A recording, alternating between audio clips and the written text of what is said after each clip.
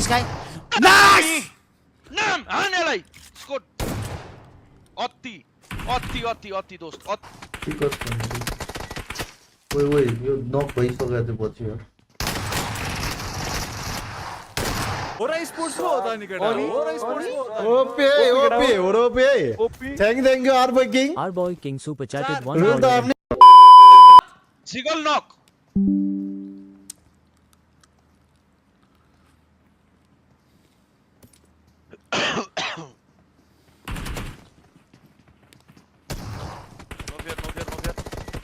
नहीं यार bad lock यार भाई बैड लॉक यार नाइस दिस गाय नाइस नाम हानेलाई स्कोर अति दोस्त दुई नक्स है नाइन स्लिपी नाइन स्लिपी भाइ हल्का हेरेर स्लिपु हान त्यसलाई त्यतालाई नाइन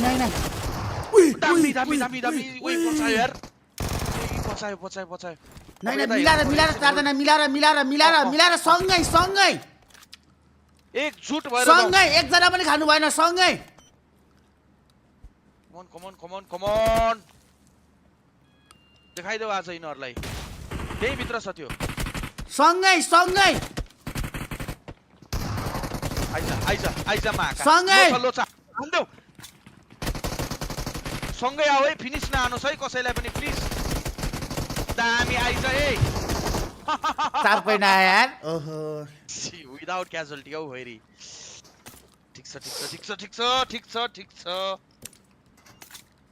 ओहो यार अर्डर गर्यो भने कति दिनमा हारे नेपालमै हो भने त है सी के हो यार हान्नु थियो यार त्यसलाई ठीक है वही यो नॉक भइसक्यो त्यो पछि यार नाइस दुई नॉक हो बचाए पनि छन् दुई नॉक लास्ट वन हो लास्ट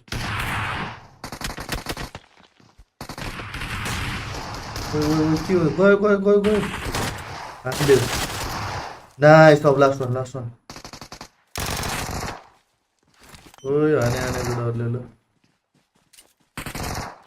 लास्ट वन त्यही लो छ यार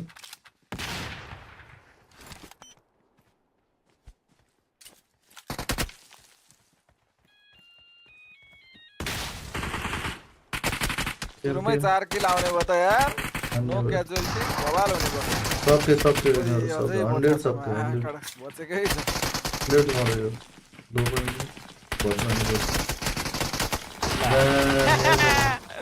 खाए 4 किल आयो दामी है हाने यार हाने कोड दुईटा टिम मरियो त यार 14 टिम मात्र बाँकी हुन त सानकमा त यस्तै हुन्छ कहाँ फर्स्ट गेम सेकेन्ड गेम भनेर हो र आज सबै खेल्छ कि तीन आज सबै खेल्छ कि इको खेल्दैन के आज ग्रुप इ रेस्ट हो के आज ए हो र आज ग्रुप इ रेस्ट भोलि ग्रुप डी रेस्ट पर्सि ग्रुप भोलि डीआरएस को रेस्ट हुन्छ डीआरएस कडा हो हामीले यार जिगलले पनि खाएछ उता दाइ तपाई थुथु गर्नु त के त्यो उनी थुथु भनेर नाम लिन पाएको छैन। थु भनेर थुक्ने गर्न परेन नाम लिन पाएको छैन हाल्दिरा ओइ ओइ होइन होला नाइस स्काई नाइस ओइ लभली है अनि नो फेयर भन्छ नि आफ्नो भाइ पो हो त नि बेस्ट प्लेयर भनेको भाइ पो हो त मैले म्यान लस हुनु भएन फाइट त जितिन्छ इजी हो एकैछिन त्यसलाई चाहिँ खेल्नु बचाइसक्यो नै इजी हान्छ ओइ अनि इजी हान्छ अनि निकाल्यो टाइम बम इजी इजी पहिला बचाउ यार केटा बचाम यार बचाम कोरे हेलो कोरे थुथु गर्ने तिमीले थुथु गर हो विपुल भाइ दाइ के भने तिमीले थुथु गर यहाँ म त कहाँ थुथु गर्नु पर्दैन इजी हो कि त हेर्नु न फाइट त जितिन्छ भनेर म अघिदेखि भने पनि छु त सिवानको क्लोज त्यस्तो राम्रो छैन कि दाइ चिलो अनि हो र स्पोर्ट्स हो त नि केटा हो र स्पोर्ट्स हो ओपे ओपे ओपी thank you our boy king Our boy King super chatted rule त आफ्नै हो दिइहाल्छ नि 146 सदनको rules TW of 9 he has some भयो भने त मिरेकल नै हुन पुग्ने थियो होला सायद उनको लागि, बट मलाई लाग्दैन त्यो म्याचमा भएको प्लेयरले केही गर्न मिल्छ भनेर। त्यही एउटालाई त नक निकालेका थिए। नाभि एक प्लेयरको क्याजुअलिटी फेस गरियो, 4 एलिमिनेसन 3 म्यान, एउटा प्लेयरको क्याजुअलिटी सायद उनीहरूले इग्नोर गर्नेछन्। 4 पोइन्ट तपाईँको खातामा आयो, एकजना प्लेयर लुज गर्नुभयो, सानोको स्टेज स्टार्ट बल्ल हुँदैछ। आई मिन खासै माइन्ड गर्नु हुँदैन। अनि यो टिमको ड्रप क्लासको इतिहास राम्रै छ भनौँ न। उनीहरूले होरालाई पनि हानेको छ। अब यो म्यापमा आउँदाखेरि हानि पनि हाल्यो, R3Gलाई नआइज यहाँ भन्ने खाले वार्निङ दिइसकेको छ अलरेडी। भनौँ यो क्लास जिते सँगसँगै मजा आउनेछ हेर्नको लागि। उता किल फिडमा हामीले अर्को टिमको पनि लडाइँ भएको देखेको थियौँ। ओके, फाचे गेमिङको लडाइँ भएको हामी देख्दै थियौँ। त्यो बाहेक पनि सायद A1 को एगेन्स्टमा पनि क्याजुअलिटी मैले नोट गर्दै थिएँ। यहाँ सबको उनीहरूले पनि प्लेयर लुज गरेको छ। सो डिफ्रेन्ट क्लास चाहिँ रेडी भएको छ। यता च्याम्पियनसँग ब्याटल पर्दैछ हो र स्पोर्ट्सको नो फियरको एङ्गलले एकजना प्लेयरलाई सरप्राइज गर्न मिल्ने लगभग देखिरहेको छु म। बट उनी नक भयो भने फेरि फिनिस हुने भन्ने डर पनि रहेको छ।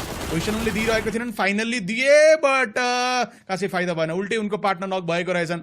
ओके, ओपनमा छन् स्लिपी त सुत्दै छन्। यहाँ त जिगल नक भएको अवस्था रहेको छ, रिभाइभ गर्नुपर्ने हुन्छ। ड्रप क्लास हामीले यो म्यापमा होरको मिसिङ थियो, देख्न पाएका थिएन भनौँ। यो पनि देख्न पाइँदैछ। नो फियरलाई प्रेसर लगाउने कोसिस गरिँदैछ। त्यहाँ एचपी कम गरियो बाइ द वे च्याम्पियनका एकजना प्लेयरको 1-on-1 रहनेछ। इस्ट गएका थिए, बुस्ट गरेर गएका हुन्, स्काईले नक निकाले। त्यो बिचमा नो फियरले पनि नक निकाल्न सफल रहे। त्यहाँ च्याम्पियनको जुन थ्रेट रहेको थियो त्यसलाई नलिफाई गर्ने कोसिस गरिँदैछ। पहिलो एलिमिनेसन टिमको लागि आयो। युटिलिटी यहाँ परेको छ स्लिपीको हातमा। नेड बाउन्स गरेर हान्न चाहन्छन् उनी, त्यसले काम गरेन, सही ठाउँमा गएको थिएन। उता नो फियर एक्लै डिल गर्दैछन्। त्यो बिचमा एचपी कम थियो, उनलाई नक निकाल्यो। एटोमिकलाई त्यो बिचमा डाउन गरियो। स्काईको एचपी कम रहेको छ, सपोर्ट दिन खोजिरहेको छ। हिल गर्नको लागि टाइम लिनुपर्ने हुन्छ, बट केही छैन।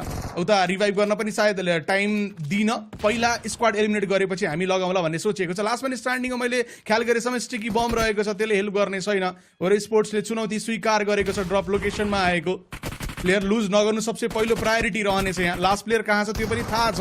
ओके, अफकोर्स फुट स्टेप आइसकेपछि थाहा भयो। एचपी कम गराइसकेको छ। लास्ट पनि स्ट्यान्डिङ हुन्, सर्ट गन छ उनीसँग।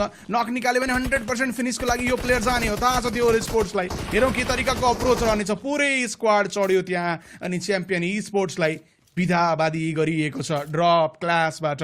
हो र स्पोर्ट्स कहीँ त रातको सास फेर्न सक्छ उनीहरूले ड्रप क्लासको कुरामा, बिकज दुईटा म्यापमा हारेकै छ भनौँ। यो म्यापमा अगाडिको स्टेजमा देख्न पाइएको थिएन, बट जित्न सफल। पहिलो match drop class 4 point. Finally एउटा क्लिन